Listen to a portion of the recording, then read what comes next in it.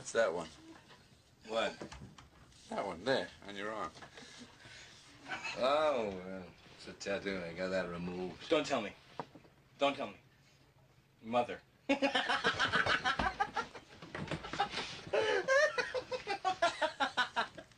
What is it? Mr. Hooper, that's the USS Indianapolis.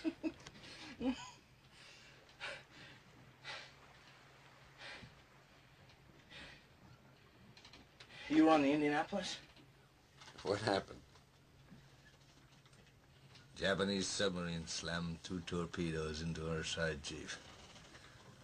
He was coming back from the island of Tinian to Lady. Just delivered the bomb, the Hiroshima bomb. 1,100 men went into the water. Vessel went down in 12 minutes. Didn't see the first shark for about half an hour. Tiger, 13-footer. You know that when you're in the water, Chief? You tell by looking from the dorsal to the tail. What we didn't know was our bomb mission had been so secret, no distress signal had been sent.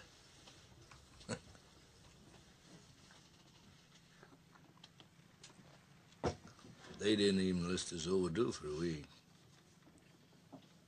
Very first light, Chief. Sharks come cruising. So we formed ourselves into tight groups. It's kind of like old squares in a battle, like you see in a calendar, like the Battle of Waterloo, and the idea was, shark comes to the nearest man, that man he starts pounding and hollering and screaming. Sometimes the shark would go away. Sometimes he wouldn't go away. Sometimes that shark, he looks right into you, right into your eyes. You know the thing about a shark, he's got lifeless eyes, black eyes, like a doll's eyes. When he comes at you, he doesn't seem to be living until he bites you, and those black eyes roll over white, and then you hear that terrible high-pitched screaming. The ocean turns red, and in spite of all the pounding and the hollering, they all come in and they rip you to pieces.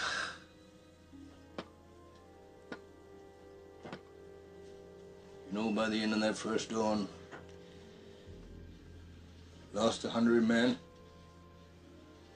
I don't know how many sharks, maybe 1,000. I don't know how many men, they average 6 an hour. On Thursday morning, Chief, I bumped into a friend of mine, Herbie Robinson from Cleveland.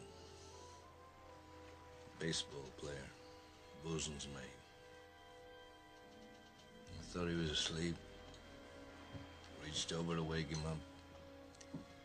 Bobbed up and down in the water. It was like a kind of top. Upended. Well, he'd been bitten in half below the waist. Noon the 5th day, Mr. Hooper, Lockheed Ventura. So she swung in low and he saw us. He was a young pilot, a lot younger than Mr. Hooper anyway. He saw us and he come in low, and 3 hours later a big fat PV-1 comes down and started to pick us up.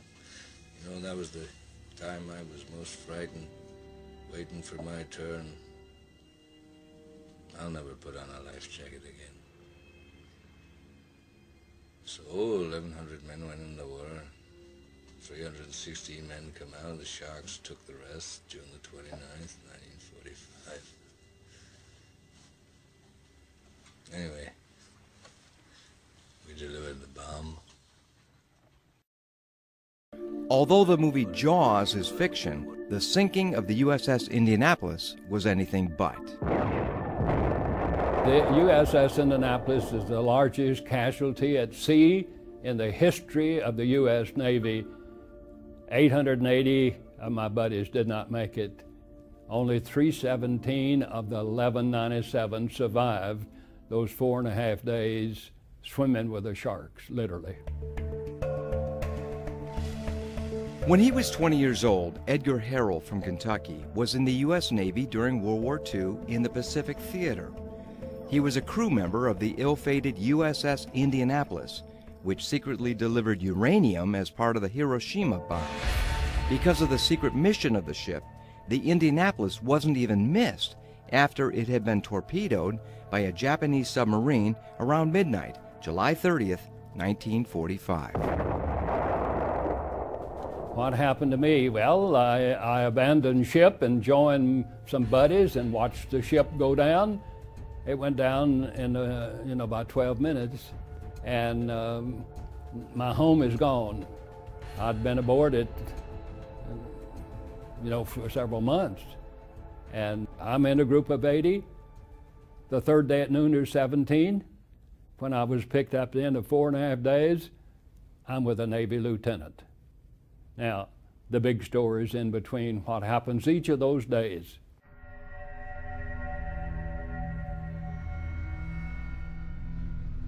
What happened that first day, we had sharks. And maybe a buddy would be close to you and he'd be taken under, and all the blood and all the sharks. I have one guy, he says that they didn't bother him because he was an Irishman and they didn't like Irishmen. But I look up and say the providence of God spared me somehow, some way, so that I'm here to tell the story today. And then the second day, when you're bareheaded, swimming all the time, 110-degree weather, and you're starving for water. You're dehydrated bodies. You know that we can't make it unless we get water. Some boys would drink the salt water, strain it, and drink some of the salt water. And on a dehydrated body, within the hour, they go berserk. Your buddy becomes your enemy. But the second day, we look and see a cloud coming over, and you see it's raining. It's raining. As it gets closer and closer, what do? You open your mouth heavenward and just pray for a few drops of water, and maybe you get a couple of tablespoons, but that's all. That's all the water that I had for 4.5 days.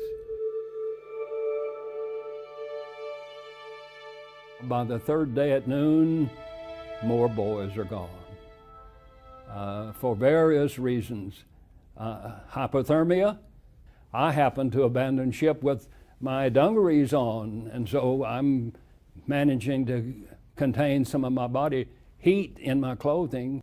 So now the third day, 17 of us, and I often say there's times when you pray, and there's times when you pray, and there's time to pray. We aren't going to make it unless some help comes. And we had finished, so to speak, a little time of prayer. Everyone that would pray audibly would pray. And I can remember this one old saying, now, God, if you're out there, we've got to have help. I've got a son back home I've never seen. And we're praying. The fourth day comes up. I'm with Lieutenant McKissick, one other sailor. We're just bobbling around. And then I look over at the sailor and I see what I've seen many times. It's easier to die than it is to live. And he had dropped his head in the water, and I shook him, and he could care less.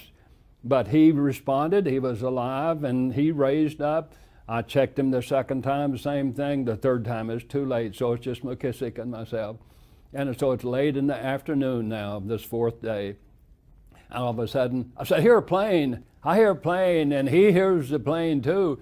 And here's a plane flying maybe at 4,000 feet, and he's going to come directly over us. Well, you can imagine, we're so excited. We're waving, we're splashing water, we have renewed energy. We are thanking the Lord. He sees us, look, he's coming. We're so delighted, so happy. Well, when he gets down in about 2,000 feet or so, he sees 15-foot sharks. He sees debris, he sees sharks attacking boys, and he asked, number one, he asked permission to do a no-no, and that was to do an open sea landing in a PV-1. And base at Palau says, no way. He says, sharks are eating boys. Now, are they Japanese boys, American boys? No one knows. And, well, he hangs up on base in Palau. The crew says, we have to land. And I'm so delighted that he landed, because I see him as that PV-1 came in and he hit that first swell up in the air and down, tore up one motor, ruptured the pontoon a little bit. After some period of time now, darkness is upon us. He is running the swells, picking up stragglers. He picks up 56. You might say, that fuselage won't hold 56. My answer is, it will if you tie 7 out on the wings. And I have a buddy down in Chattanooga that was out on the wing, one of the 7. Okay, I get aboard the plane. Now, they drag me in. They set me like a sack of feed against the next guy and the next guy and the next guy. And now I was taken to Palau. Later, I was brought by a hospital ship, the Tranquility, to Guam. I'm in the hospital in Guam for a long period of time. Finally, I have saltwater ulcers every place, have a boil under my arm. I'm a mess. I finally make it back to the States. I stayed in the hospital through Thanksgiving, through Christmas, through New Year's. Finally got out in January the 16th or so, I believe it was. I came home. I stayed home. Edgar Harrell went on to serve for 15 years on the board of Moody Bible Institute, and he also went on to write a book about his whole harrowing experience called Out of the Depths. This title is based on the prayer of the psalmist, "Out of the depths have I cried unto thee, O Lord." And so I look back on those things today, and I remember promises that I made to the Lord back then, and I want to live out those promises. And I just thank the Lord every day. And I live to be able to tell the story of God's providence in my life. Then, now, whenever He wants to call me home, I'm prepared and ready to go. But in the meantime, I have a story to tell. And the story is about the greatest tragedy at sea in the history of the U.S. Navy, the sinking of the Indianapolis.